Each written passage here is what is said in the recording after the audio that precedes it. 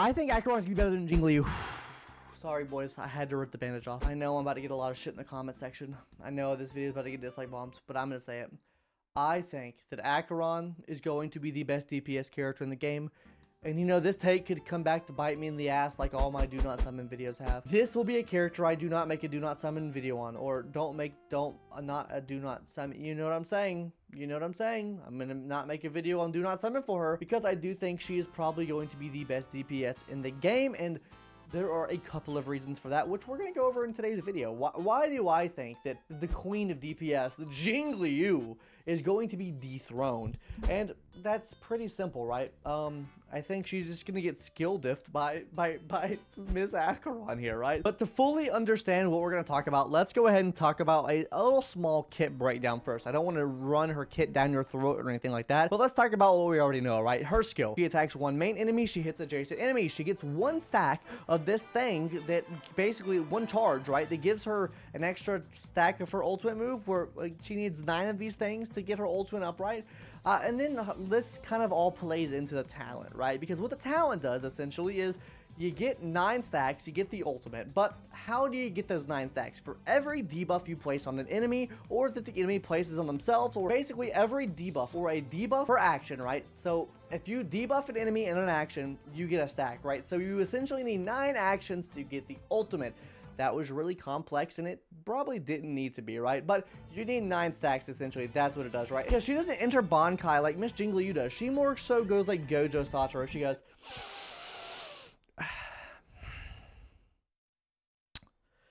Domain expansion, infinite void. That's what she does, right? I hope that was sexy. Did you like that? Anyways, yeah, she does a domain expansion, and then she can hit the enemy multiple times, which also bypasses any weakness that they have, right? So it hits every weakness and destroys the toughness meter, right? And then on top of this, it's going to be doing res pin as well. It just penetrates the enemy's resistance. Not to mention the insane multipliers that she has on top of this, because she has what I believe to be very, very good multipliers in comparison to someone like Jing Liu, which Jing Liu has great multipliers, right?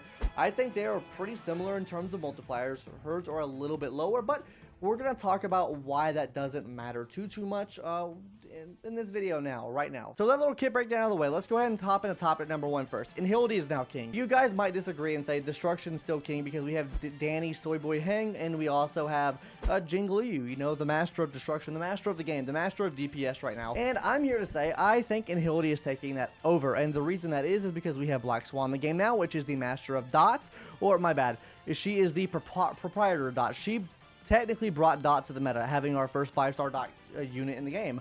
Now we are going to have Acheron, which is our first 5-star DPS Nhility character in the game now, right? She is like crit based, not even hyper carry. Well, I guess she's hyper carry with Nhility characters. You're hyper carrying her with Nhility characters, right? Whereas with Miss Jing Liu, you have to hyper carry with other characters, right? And the reason why I think Nhility is king, right, is because Nhility is structured around debuffs, right? And the big thing with debuffs is with these debuffs, you can essentially do more damage to the... That sounded stupid. I'm sorry. Because essentially with these debuffs, what you can do is you can get defense shred. You can just get these debuffs on the enemies that equal out to give you more damage. They are more beneficial to put on the enemies and get more damage out of them. They're more effective, right, of getting damage than say a buff, a damage bonus buff is, or a crit damage buff, or an attack percent buff. These are just way more effective. If you can shred the enemy's defense, if you can shred the enemy's resistance, you're ultimately going to be doing a lot more damage than if you were to give, you know, the same amount of damage bonus, right?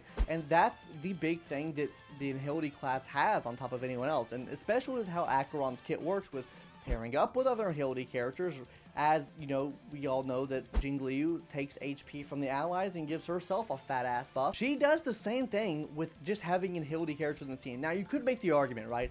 Well, Jing Liu can be used on multiple different team scenarios. If Acheron doesn't have the Nhility character, she's not going to be shit. And yeah, you're right, she is not going to be shit, but we're talking about her in her best scenario, right? I think in Acheron's best scenario, running her with 2 other Nhility characters and running her with a sustain character, preferably a preservation character with Trends of Universal Market to get that 1 extra debuff off every time the enemy attacks them. I know, I've been saying it for a long time, but I think this will be good. Anyways, that's getting off topic, right? That's the reason I say Nhility is king, right? It's because now we have a DPS character that takes use of running multiple Nhility characters in the same team. you will not see almost a single zero cycle without running like a Pela or something like that to defense shred the enemies, and that's just what makes this good. Now, let's go ahead and talk about her ultimate move, or her domain expansion, you could call it, right? Because I think this is really important to her kit, right? While JING LIU relies on having to get energy to get there, she doesn't. She relies on applications of debuffs, which you can potentially get a one-turn Honkai state, which will absolutely destroy the enemies immediately, right? This also allows you to build more into attack percentage. You don't need to be running ERR. You don't need to run a Ting Yun on the team, which means you're freeing up these hyper carry-esque units for other teams, right? Ting Yun's viability here is really not that much, right? Well, not that you could really run her anyways unless you have E2, because you're running 2 Nhility units already, right? Which I think that's a good thing, right? I think it's good that she's not relying on energy, because I think if she had to rely on energy and needed 2 Nhility units, she wouldn't be as good, right? Because basically, like the Sparkle Bronya drama, right? Why am I running Sparkle and Bronya on the same team together to get the same cycles cleared, the same time cleared, that I could get without running them on the team, and just spread the teams out, right? Or spread the characters out, or spread the buffers out, right? Onto other teams. So that's kind of the same argument here, right? We just stack the team with Nhility characters, which there are plenty of good ones. And the thing is, right, is we're JING LIU. You do want like a super buffer, right? You don't need that with this. You just need Nhility characters, right? You can run a Gwenithan on the team. There are so many different options for Nhility right now that are 4-star that just work really well. Gwenithan, like I said, Gwenithan works really well. She can reproc dots, she can put dots on the enemies, she puts fire kiss on the enemies, so you take more damage from that too. She can just do so much, right? And you're also getting the fire kiss whenever the fire dot procs on them, so that gives you a proc towards her ultimate, by the way, if you didn't know that. And then Pela as well, right? Pela's doing defense shred, Pela's doing ice resistance, penetration, which really doesn't matter too much, but then you can also run light cones on other Nhility characters like Pearl, Resolute Shines of Pearls of Sweat, right? Which will give you an extra defense shred, give you extra a debuff on the enemy, even though it probably wouldn't count because it's within the same action that you're using. Anyways, you can run people like Silverwolf on the team and just have a grand dandy old time. You can run someone like Black Swan on the team and have a good sub DPS level of damage, which, I mean, I guess with JING LIU you could run Blade, and this is not even her best state, right? Like, we have seen pretty close to what I would say JING LIU's best state would be, is because we already have a preservation unit that can already like buff your crit and stuff like that, right?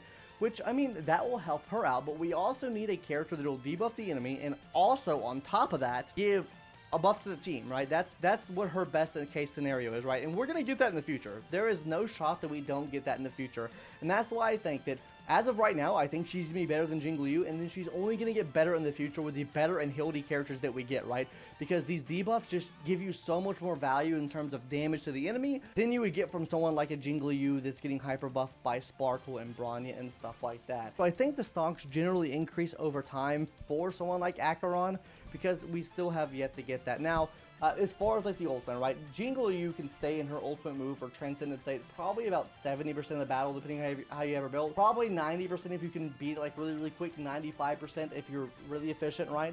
I think that with having a one-turn ultimate potentially with someone like Acheron, and you can do insane amounts of damage, and because you're hitting 4 different times, right? You're hitting single, and then AoE to hit them all, right?